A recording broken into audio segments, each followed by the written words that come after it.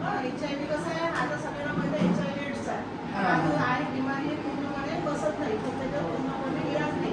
जसं कॅन्सर आहे, TB आहे, HIV आहे, प्रत्येक आजारावर प्रत्येकाची वेगळी औषध राहते. ही जी औषध आहे ही कम्प्लीट राहते HIV पेशंटला.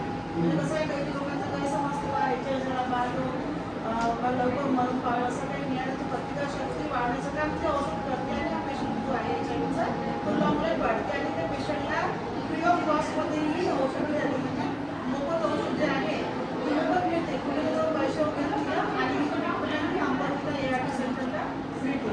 आता HIV पेशंटला म्हणजे दर महिन्याला 1500 चालू होते. संजय गांधी योजना ना, HIVचं पेशंट असेल पॉझिटिव्ह फक्त निगेटिव्ह नाही, ज्याला HIVची बिमारी आहे त्या लोकांना 1500 महिना त्यांच्या खात्यामध्ये जमा होते. कशासाठी?